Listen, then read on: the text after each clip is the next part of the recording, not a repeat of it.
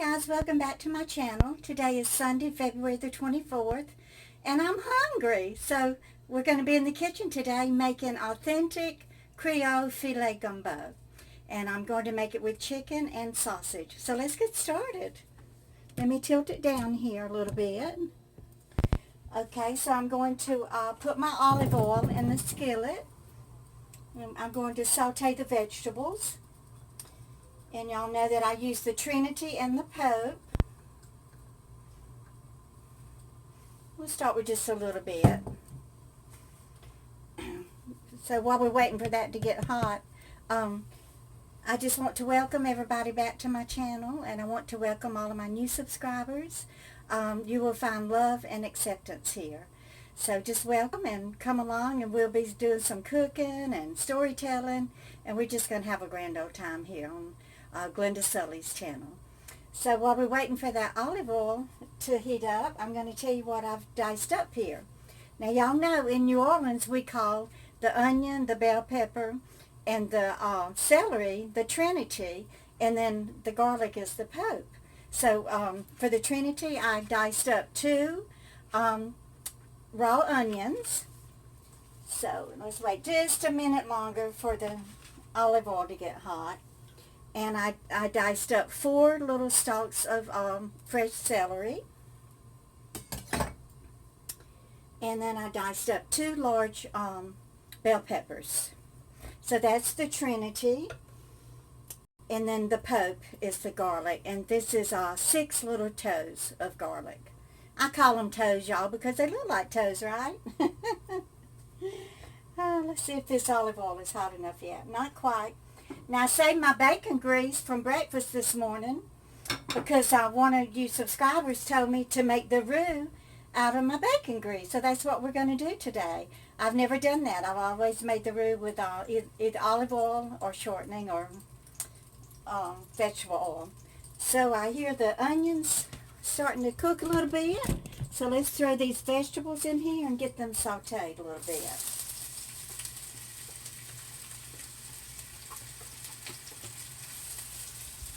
Okay, that's 2 large onions. They were pretty big yellow onions. Then we'll put in my green peppers.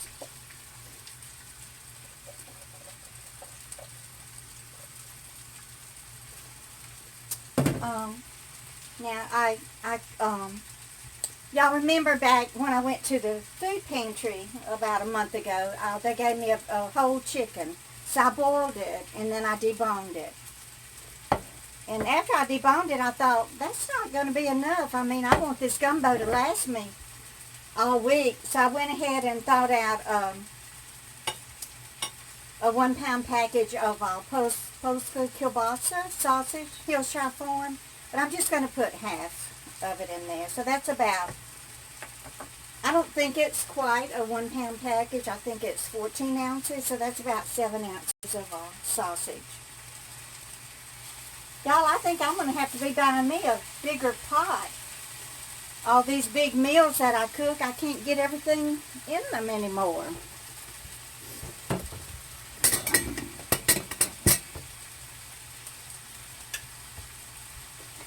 Just to cook down, then I'll have room for my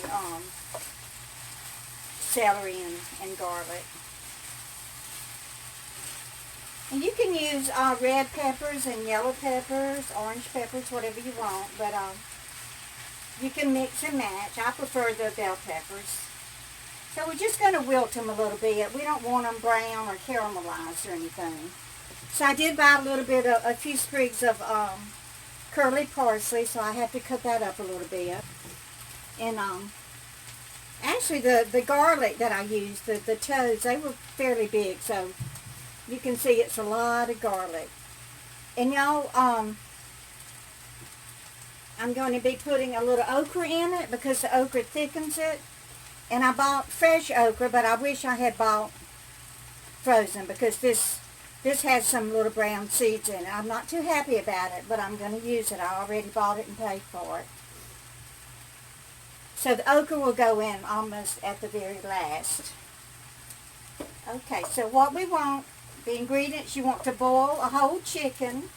Make sure you boil it with a skin on it because you want the broth. And let me show you the broth that I have here.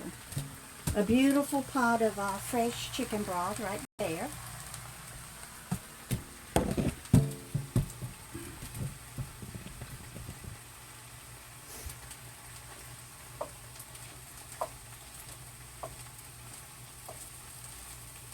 And then the other ingredients are going to be tomato paste, which, ooh, I forgot to get out the tomato paste.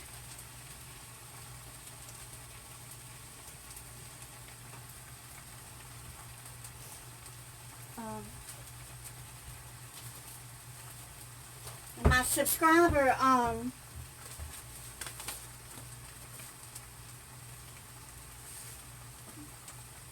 had sent me, she's from Northern Kentucky, she says. She wants me to make Cincinnati chili. So she sent me all the ingredients for it. So we'll make that maybe in a week or two. But honey, I'm going to use your tomato paste, and I'll buy another can to replace it.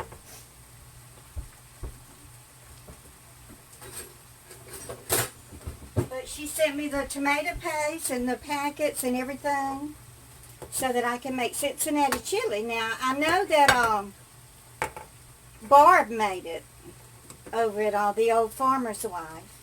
Oh, she said it was so good. But I believe hers had cinnamon in it.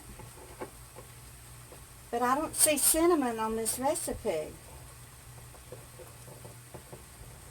Okay, so here's a little jar of tomato paste.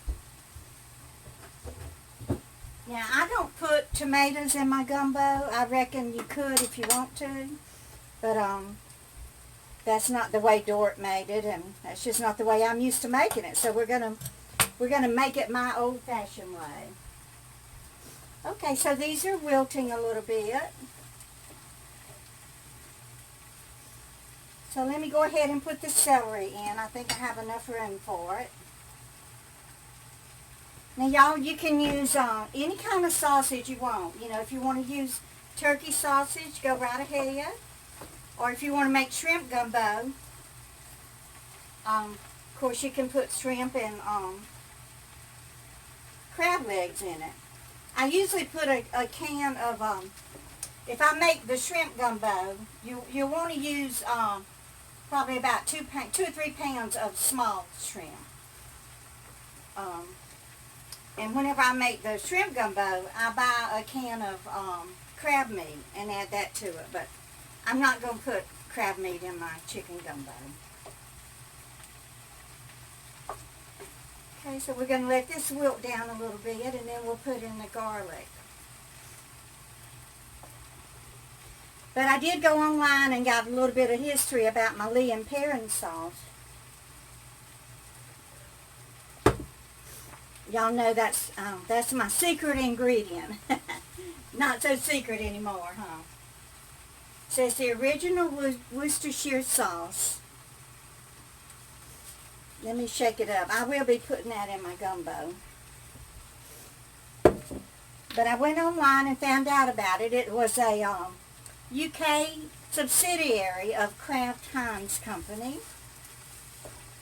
And it originated in Worcester, England in 1837. And it was developed by 2 chemists by the name of John Lea and William Perrins. And that was in 1837. I'm not sure what kind of chemists they were, if they were, you know, food chemists or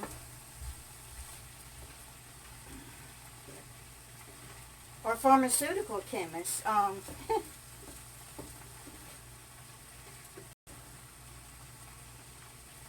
Maybe they were like Chevy Chase's character in Vacation, Mr. Griswold. He was a food additive specialist. He was proud of being making food additives. Okay, so these are wilting pretty good. So let me go ahead and put my garlic in here. And we got the Trinity and the Pope.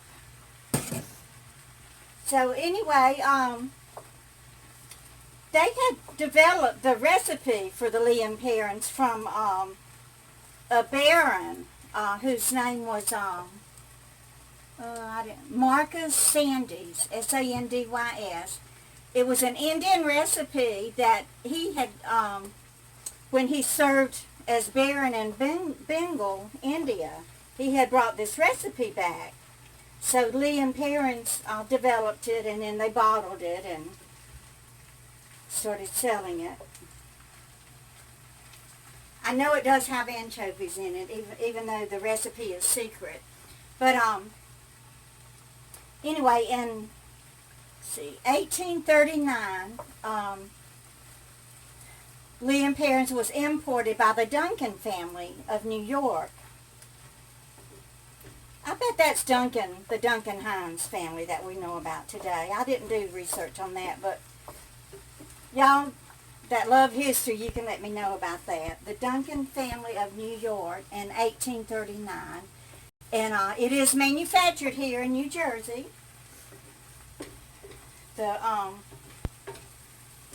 The United States version, and they did say that it is a little different.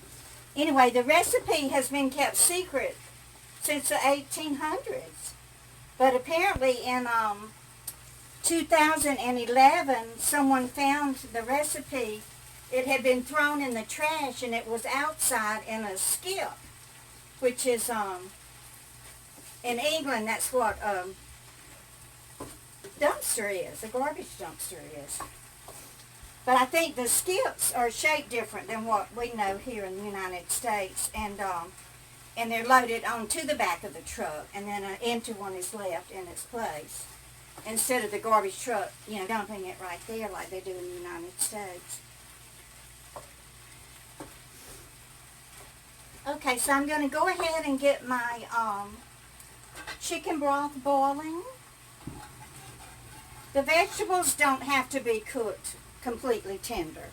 You can just let them wilt a little bit. Now I'm going to add my salt and pepper to it, my Tony Chacheres.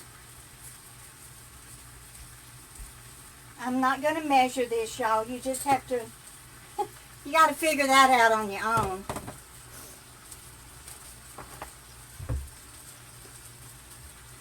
A lot of black pepper. I love black pepper. And my salt.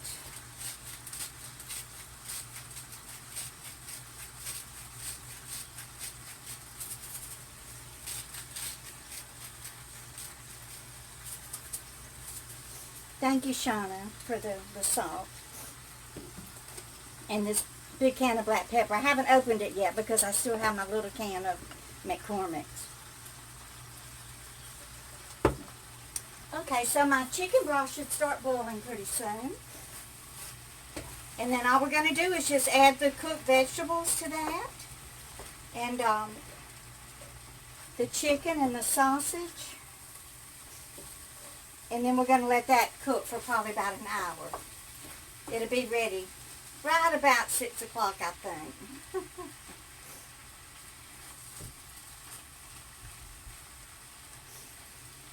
Oh, I wanted to show you my necklace. This came in the mail the other day from Tanya.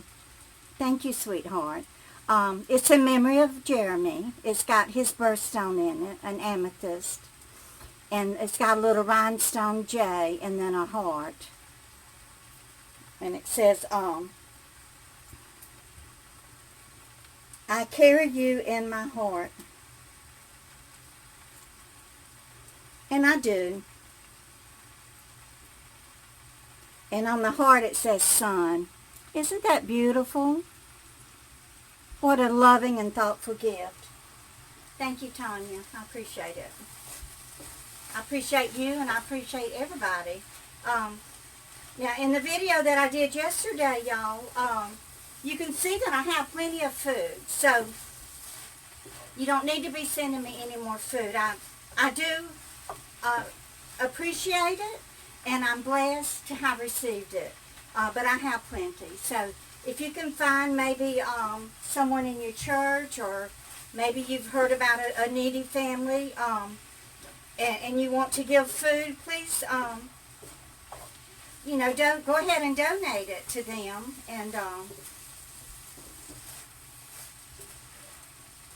And then we will all feel blessed for that donation.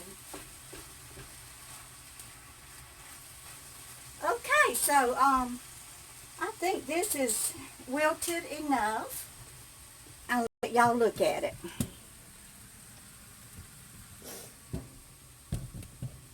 Okay, so I'm going to add this to my chicken broth.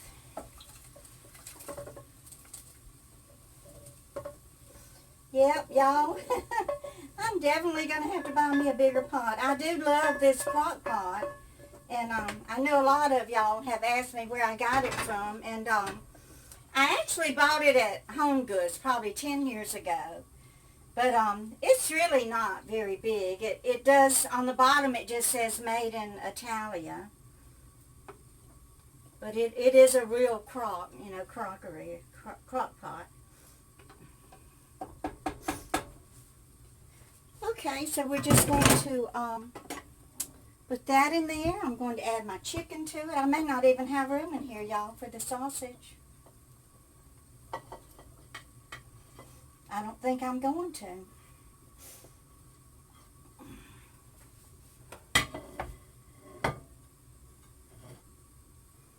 Ugh, those vegetables smell good. Everything smells so good. My whole apartment smells good.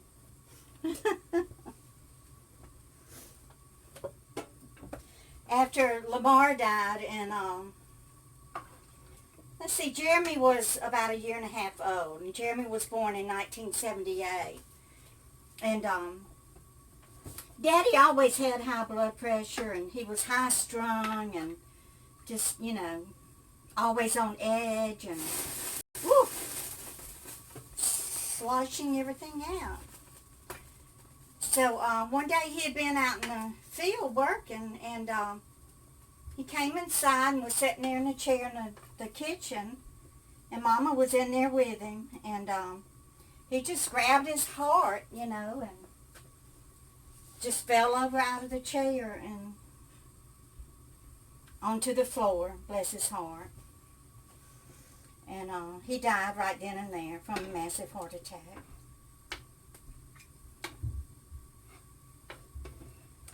And y'all remember last year my brother Malcolm died, and I went to the funeral. And the man that was, you know, was working for the funeral home and was, you know, coordinating it and everything. He was probably about my age, but he told me that he was the EMT who had rushed out to the house that day, and he had done CPR on my daddy. But, you know, he said he wasn't able to save him. So that's something, how things like that happen years and years ago, and then it comes back full circle. Okay, so we're just going to let this heat up. I guess I'm going to have to forget about my sausage because there is not room for it. Okay, so we're going to go ahead and add the tomato paste to this mixture. You want to put the whole can. This is the small can, y'all. It's 6 ounces. I'm wondering how I'm going to even get the roux in here. Lord have mercy, I need a bigger.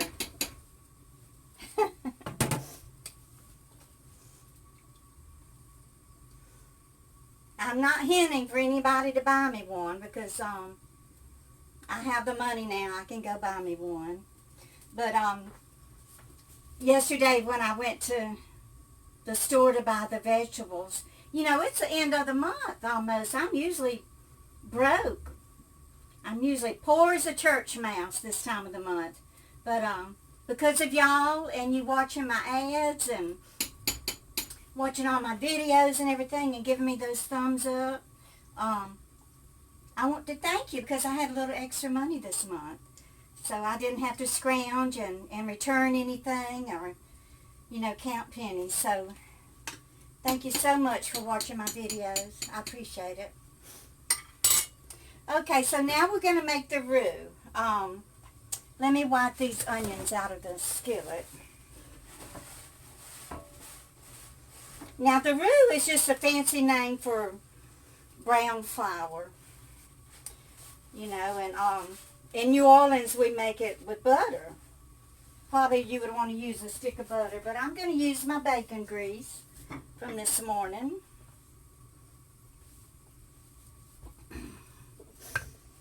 And it's not enough. I can see right now it's not enough, so I'm going to add some olive oil to it. And roux is actually the basis also of most Creole dishes. Etouffee and all those things. And it's also the basis for just regular homemade gravy. I don't even know if I should put that lid on there because I know it's going to boil over. Okay, so let's go ahead and make the roux. So I got the grease heating up. Now I'm not going to need a lot of roux because you don't want your gumbo to get real thick. What is that old song about being down on the bayou? Something about crawfish pie, me oh my. Something y'all can tell me the words to it. Girl, we're gonna have fun on the bayou. Oh, I miss Louisiana. Y'all can tell I do. I love living up here in New Jersey. I love the cold weather and the spring and summer and fall. I love all the 4 seasons, but I sure do miss my Louisiana food and all that good cooking and that good eating down there. It's good. If y'all ever go down there, make sure you ride the trolley car there on Claiborne Avenue and go on over to Audubon Zoo and go see all the beautiful animals in the zoo, and you get to see all those old live oak trees with they're just hundreds of years old, and the limbs are just, you know, draping down and dragging on the ground, and it's got all this beautiful Spanish moss hanging off of it. So we're going to start with just, I don't know how much grease that is. Maybe an 1/8 of a cup or something, a few tablespoons full. So what we want to do is get that good and hot, and then we're just going to add some flour to it. Just regular flour, whatever kind you got. It doesn't matter if it's self-rising or plain. So all we want to do is just, sprinkle this in here, sprinkle it all around. And then we want to let it to just absorb a little bit, absorb the grease. And then after it absorbs the grease, we're just going to brown them. And this is going to be our roux. Let me turn it. I'm having trouble with my tripod, y'all. It's not acting right today, but I'll fix that. I'm going to figure out what it is, and I'll fix it. I'll rig it up, spray it with some WD-40, and take care of that. Okay, so you can see it's still pretty, doesn't have enough flour in it. You can see it's got a little bit too much grease. So what I want to do is add about another tablespoon of flour.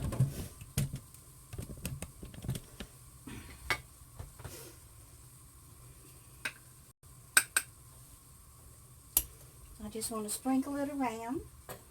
Now, I think I have my fire too hot. It's almost getting too brown. You don't want to burn it now. You just want to get it brown. And this is roux, and it's French, and it's spelled R-O-U-X. So what you want to do is season it also. So I'm going to sprinkle some salt and pepper on it too.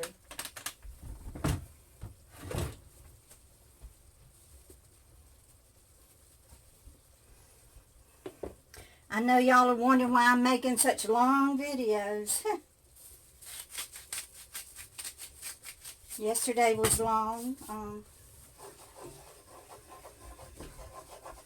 And today's long, but I hope you don't mind. So anyway, I was talking about after Daddy died,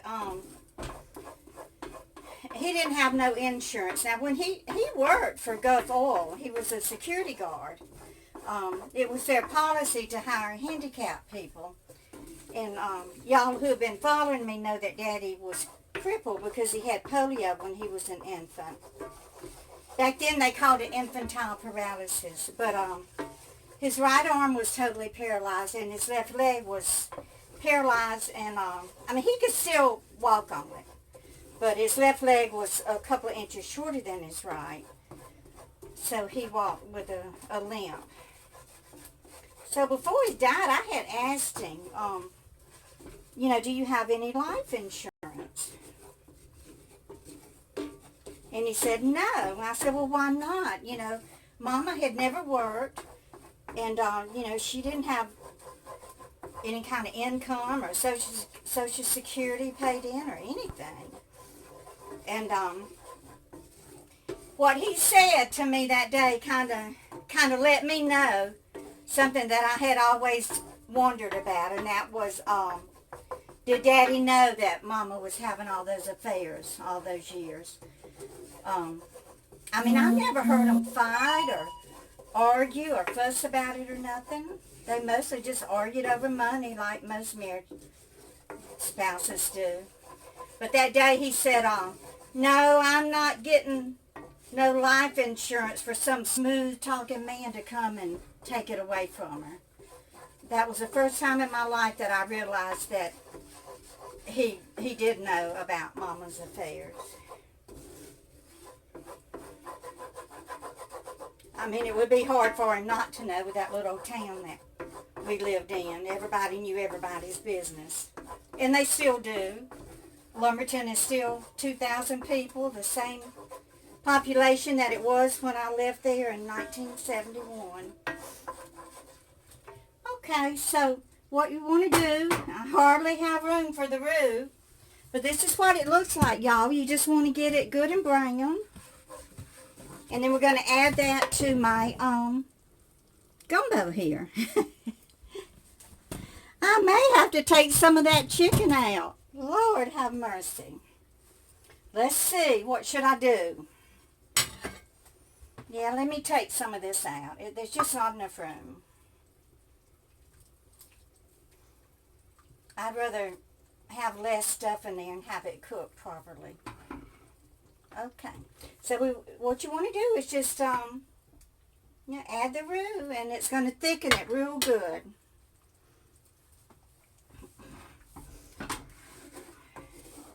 And when you put this hot grease in there, it's going to sizzle up a little bit, so stay away from it. I don't want y'all to get burned. Hear it? Sizzle.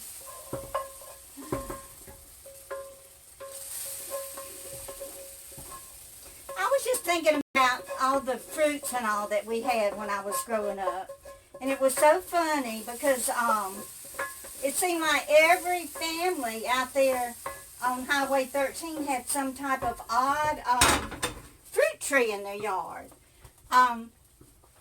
We had a pomegranate tree, and we could just go out there and pick off those big old beautiful red pomegranates and just eat them fresh and everything. They were so good.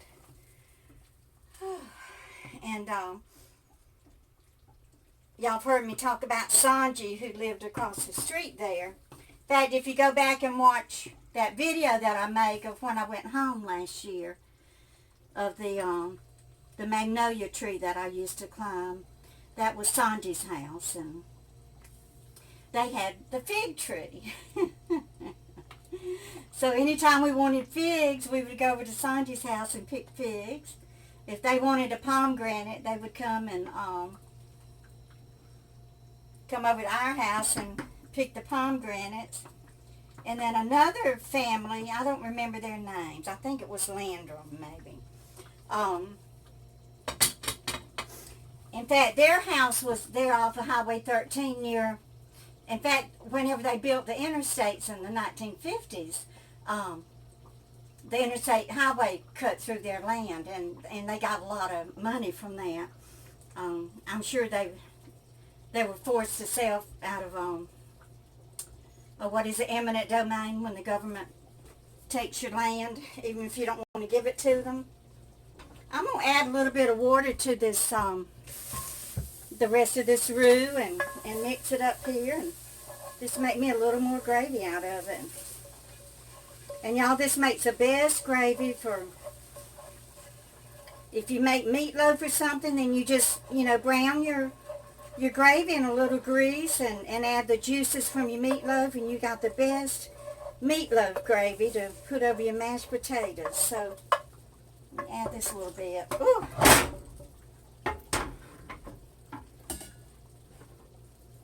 I don't have much strength in my left hand. Okay, so I'm going to have a mess to clean up here on this stove. So now I want to add my okra. And then we're just going to let everything cook for about a half hour. Let me go ahead and add my secret ingredient, the Lea and Perrins. Just a few shakes of that. I want a few shakes of the McElhenney Tabasco sauce.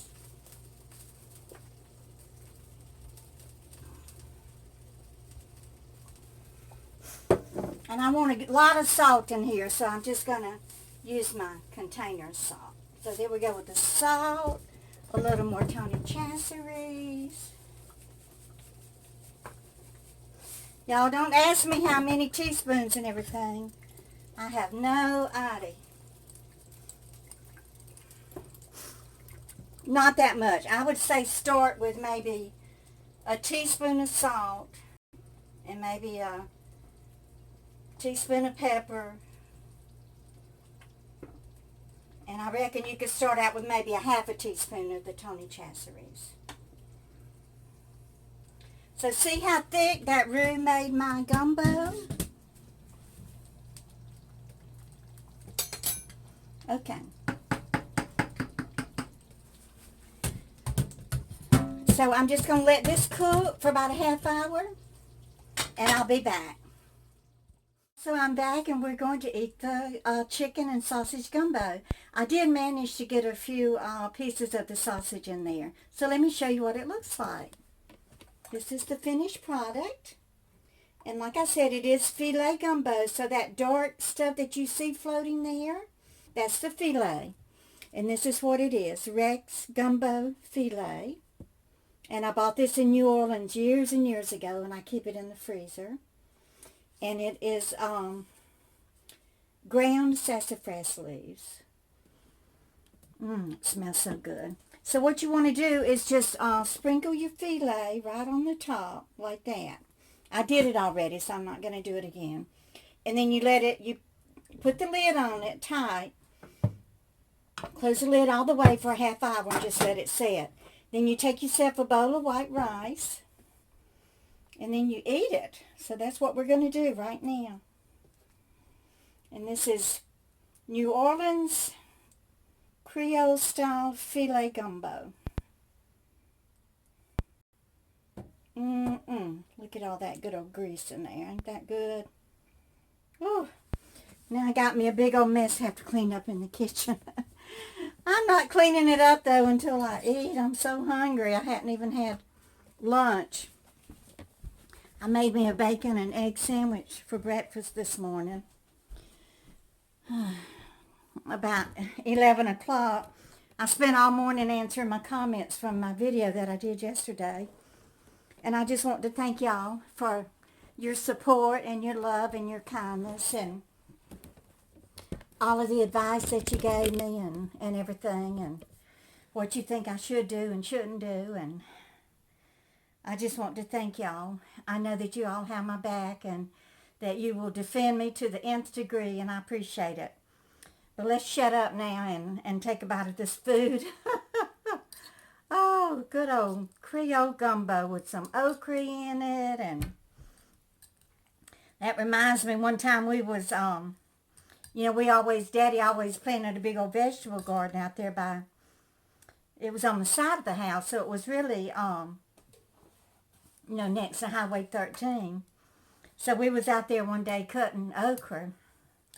And y'all who have gardens and you grow your own okra, you know that when you cut it, it stings your fingers. So, of course, Dort was out there in the pedal pushers, and she had her old L&M cigarette hanging out the side of her mouth. She had switched from Camel unfiltered to the L&M filters, like that was going to make a difference. So anyway, she was out there cutting okra, and I was picking peas, and I think my sister was picking butter beans. All of a sudden, Dort starts screaming and yelling, "Pissants! Pissants!" And y'all, she just started taking her shirt off, and she undid her pedal pushers, and she stripped, y'all, out there in the garden right along the busy highway. Oh, Lord. So we tried to hurry up and, went over there and took her old pedal pushers and tried to beat the pissants off of her feet and legs, and finally got her into the house and put some calamine lotion on her pissant bites. Oh, that woman was a mess, let me tell you.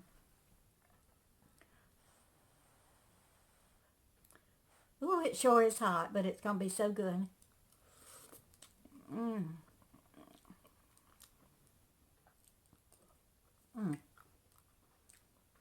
There it is. Creole chicken and sausage gumbo. Now, if you like tomatoes, go ahead and put a can of tomatoes in it. It ain't going to hurt nothing. Just going to make it better.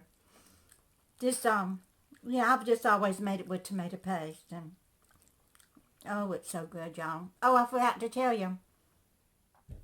I forgot to put the bay leaves in, so I threw them in at the last minute. So you want to throw in a couple of bay leaves. Now, I'll leave the recipe below, but I'm not going to be able to put in the exact amount of the salt and pepper. Y'all just have to figure that out on your own. And those little colanders that I use, the little green and blue and red colander set, I found them on Amazon, so I'll put the link in the description below. And if you hit that link and go order them, I'll get credit for that little tiny order. And I appreciate that. So I hope y'all enjoy the rest of your Sunday evening, and just keep on coming back. Bye, guys.